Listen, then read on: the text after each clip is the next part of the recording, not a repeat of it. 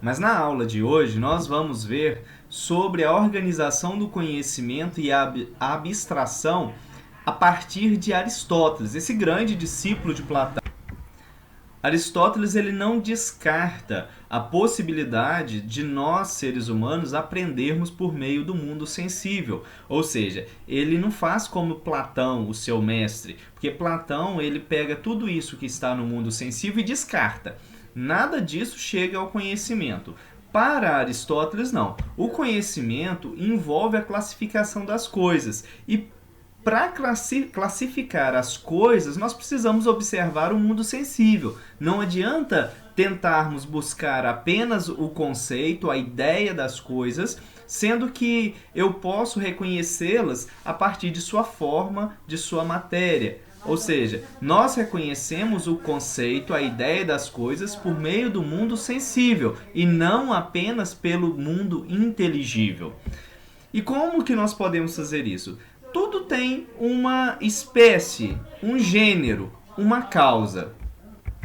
E por causa dessas três categorias, nós vamos classificar tudo que existe, ou seja, nós vamos colocar em grupos isolados e poderemos conhecer a essência de cada grupo. O que Aristóteles fala que é a espécie das coisas? Segundo ele, é uma classe subordinada ao gênero e sobrepostas aos indivíduos. É um universal. Por exemplo, uma espécie humana, a espécie cachorro, gato, é uma espécie, né? Entre os seres vivos, nós podemos classificar então essas espécies.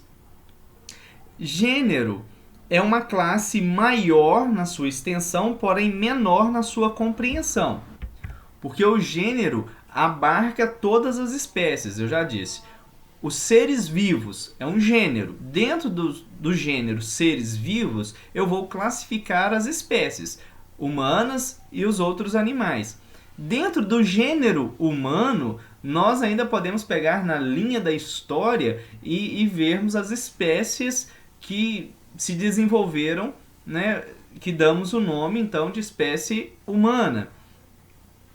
Entre os animais, né? Vamos pegar a espécie cachorro. Entre aquela espécie, nós temos subgrupos. Então, nós temos um gênero cachorro e as espécies, né? Então, nós teremos o piquinês, o labrador, o pastor alemão, enfim, várias espécies. Por isso, o gênero ele é maior na sua extensão, porém ele é menor na sua compreensão.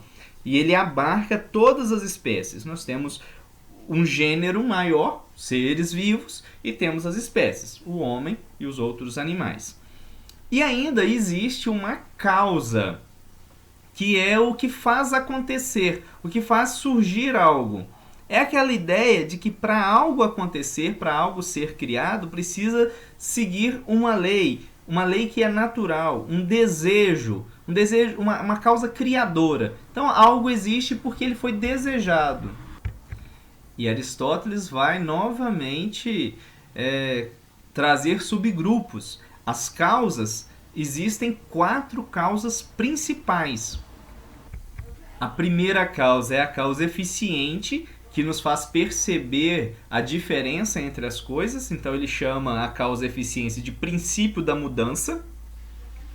Existe uma causa material, que é aquilo do qual algo surge ou algo vem a ser. Então, de que matéria é essa coisa que eu posso observar, que eu posso ver. A causa terceira é uma causa formal. É a ideia ou o conceito que faz o reconhecimento de algo. Então, eu tenho algo que é diferente, eu posso perceber então na sua causa eficiente, ele tem uma diferença entre as outras coisas que existem, ele é de uma matéria específica e ele tem uma forma que me faz entender ou me faz perceber a sua essência. Existe a quarta causa, que é a causa final, que é o objetivo que dá sentido àquele algo existir. Então vamos observar uma mesa. Bom, mesa é diferente de cadeira. né? Nós podemos perceber pelo seu formato, pela sua utilidade, né? Para que nós usamos a mesa. Então existe uma matéria, a mesa é de madeira. Existe uma forma, a mesa é de madeira e é quadrada. Tem 4 pés, tem uma altura X, tem largura, comprimento. E é usada para apoio de objetos. Então eu posso usar uma mesa para o estudo, posso usar uma outra mesa para as refeições. Nós vamos ter que pegar esses vários critérios de espécie, de gênero, de causa, para percebermos a existência das coisas e as suas transformações. Por meio dessa classificação, então, nós chegamos ao conhecimento de algo. E esse conhecimento é objeto de estudo ou objeto de reflexão da filosofia. Olha, nós temos um conhecimento que é teórico, né? Nós podemos sentar, ler os estudiosos e adquirir aquele conhecimento por meio das teorias que foram elaboradas. Mas Aristóteles ele faz questão de dizer que existe um conhecimento prático que adquirimos por meio da experiência, por meio dos sentidos, né? Então, eu vejo, eu toco, eu ouço, eu sinto de alguma forma, ou por meio dos sentimentos, né? Olhando este grupo, né? Essa espécie, eu tive tal sentimento, ou analisando as transformações e diferenças, eu tive tal sentimento. E isso é produção de conhecimento, segundo Aristóteles. Para Platão, o conhecimento estava só no mundo inteligível. Eu só conseguiria adquirir conhecimento por meio da minha racionalidade. Esse negócio de experimentar, de ver, né, de sentir, né, de tocar, para Platão me leva a uma ilusão. Para Aristóteles, não. Para Aristóteles, graças aos sentidos, graças à relação que o ser humano tem com o mundo sensível, nós podemos classificar as coisas. E classificando-as, nós podemos chegar na sua essência, na sua verdade. Então, o conhecimento para Aristóteles é a classificação das coisas e exige um método. Segundo ele, o método é classificar os objetos por meio dos estudos e da ciência responsáveis por eles. Como que seria isso, gente? O ser humano teria que analisar cada objeto a partir da sua prática, do seu dia a dia, do convívio com aquela coisa, com aquele objeto. Então, eu posso estar falando de algo muito abstrato. Por exemplo, eu posso estar dizendo sobre uma obra de arte. E para eu dizer do conhecimento que aquela obra de arte me fornece, eu tenho que falar de quais sentimentos ela me provoca. Ou quando eu for falar de um conhecimento prático, né? Como é que eu vou dizer sobre o conhecimento que a agricultura gera em mim? Eu tenho que falar a partir da técnica que eu usei naquele processo ali de cultivo para falar do conhecimento adquirido. Da mesma forma, quando eu falo no conhecimento de ética ou de política, eu tenho que falar do convívio, do dia a dia dos cidadãos. Eu não vou falar de forma aleatória, apenas teórica. Eu tenho que falar da coisa na prática. E existe, sim, conhecimentos teóricos, nesses conhecimentos que são formulações do intelecto. Então, seguindo o método de classificar os objetos por meio do estudo e da ciência, para chegar ao conhecimento verdadeiro daquela coisa que está sendo observada, Platão sugere 3 ciências fundamentais. Primeiro são as produtivas, que seriam essas ciências, né, que fazem de alguma forma o objeto, que produz o objeto. Então podemos falar da obra de arte, podemos falar das técnicas como a agricultura, a tecelagem, a engenharia. O ser humano, para adquirir aquele conhecimento, ele precisa de fazer, ele precisa de produzir. Depois ele fala das ciências práticas, né? que vão ser necessárias serem vividas, experimentadas para gerar algum tipo de conhecimento. É o caso da ética e da política. São ideias muito abstratas que nós não conseguimos falar delas sem entrar no cotidiano, sem conviver com os outros. Só podemos falar dessas duas ciências a partir do momento que as experimentamos na prática. E por fim, as teoréticas, né? Que são, um exemplo, né? A matemática e a física, a própria filosofia, que são saberes teóricos, né? Frutos da reflexão humana. São de suma importância porque, por meio do conhecimento ou das ciências teoréticas, nós conseguimos chegar a uma explicação intelectual da realidade. Então, as duas primeiras nós conseguimos experimentar a realidade, e a terceira nós conseguimos refletir sobre a nossa realidade no nível intelectual. E então, nós chegamos ao que Aristóteles chama de abstração, né? Aristóteles ele investiga os processos e objetos do conhecimento sensível.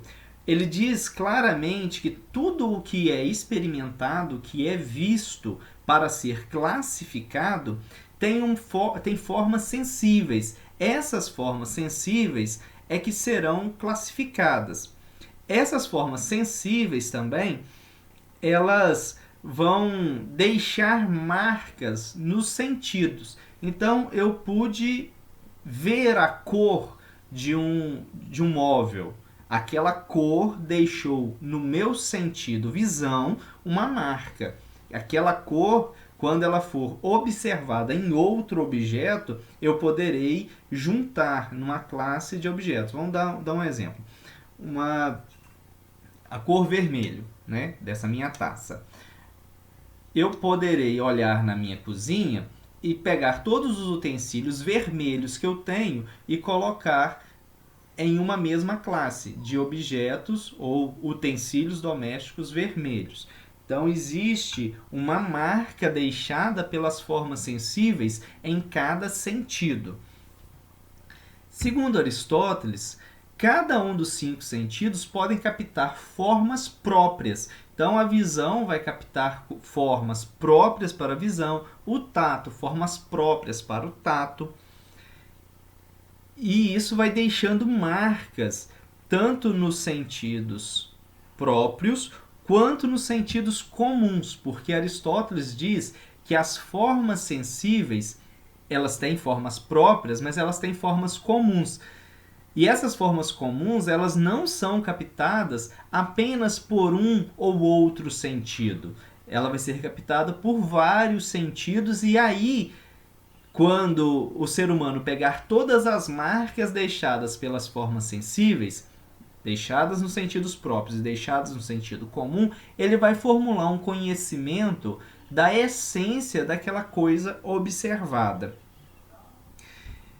Então, os sentidos comuns são quietude, movimento, grandeza, e essas formas comuns vão ser apreendidas pelo ser humano por meio das sensações. Então, as sensações vão perceber as marcas deixadas nos sentidos próprios e no sentido comum pelas formas sensíveis. E aí nós teremos condição de reproduzir a sua essência. Olha só, para Aristóteles nós teremos um processo. Primeiro é a fantasia. É o momento em que nós conseguiremos constituir imagem do mundo sensível. Então eu vou experimentar no mundo sensível o objeto e conseguirei formular a sua imagem, né? Eu conseguirei formular na minha cabeça, na minha racionalidade, a sua imagem sensível. Da mesma forma, nós poderemos ter memória daquela forma. Então eu vou lembrar, eu vou conservar aquela imagem. Quando eu mostrei a taça vermelha, vocês formularam aí na cabeça de vocês uma imagem de taça. Quando eu falo da taça vermelha que eu mostrei anteriormente a vocês, eu não preciso mostrá-la para vocês conseguirem lembrar da sua cor, do seu formato. Essa capacidade que nós seres humanos temos de conservar no nosso intelecto a imagem das formas sensíveis. Existe a experiência, que é o resultado da acumulação das imagens sensíveis na memória. Então, vocês já experimentaram taças, sabem o que é uma taça, para que serve, qual o formato, e por causa disso vocês conhecem a essência de uma taça.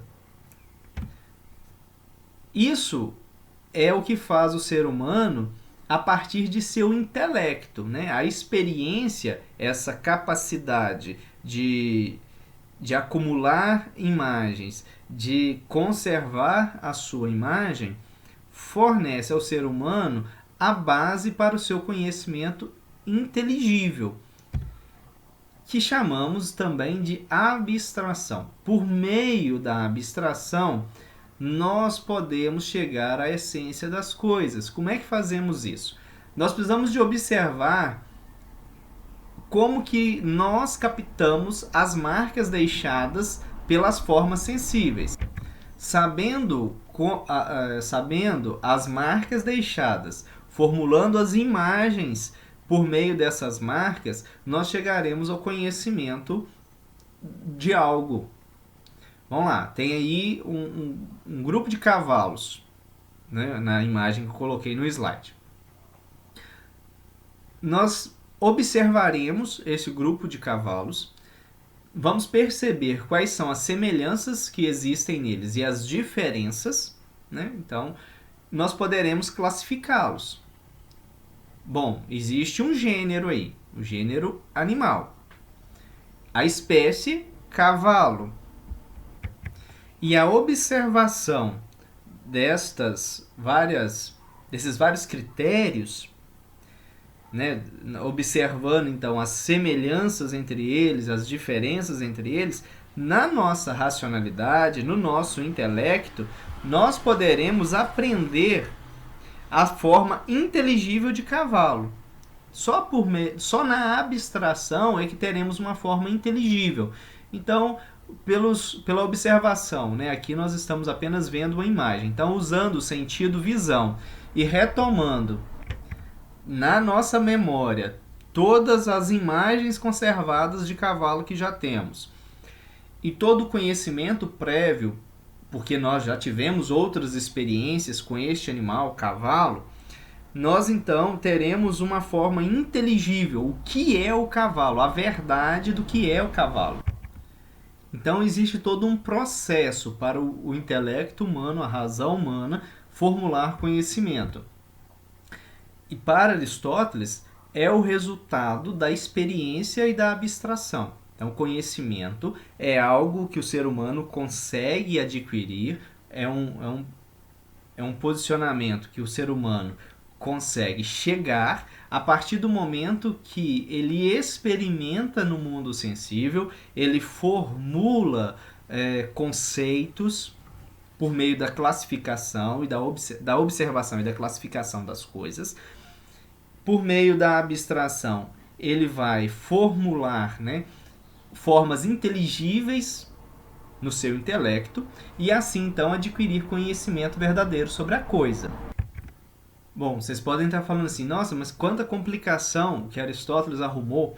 Sim, ele arrumou várias complicações para explicar que o processo de conhecimento humano passa pela observação das formas sensíveis, a marca deixada por essas formas sensíveis nos sentidos humanos e a capacidade que a nossa razão tem de classificar as coisas através dessas marcas deixadas. E a partir do momento que nós temos formulado na nossa mente as formas inteligíveis, ali nós temos um conhecimento verdadeiro sobre a existência de algo ou sobre as transformações de algo. Vou voltar no exemplo da taça vermelha. Nós tivemos uma experiência com a taça vermelha. Nós sabemos o que é taça. Nós sabemos o que é o vermelho. E por meio deste conhecimento que já tínhamos, nós conseguimos classificar aquele objeto que eu mostrei e dizer: isso é uma taça vermelha, porque existe um conhecimento prévio do seu formato, da sua utilidade, né? E existe um conhecimento da cor que ela tem por meio de uma marca deixada no nosso sentido. Isso, para Aristóteles, formula conhecimento.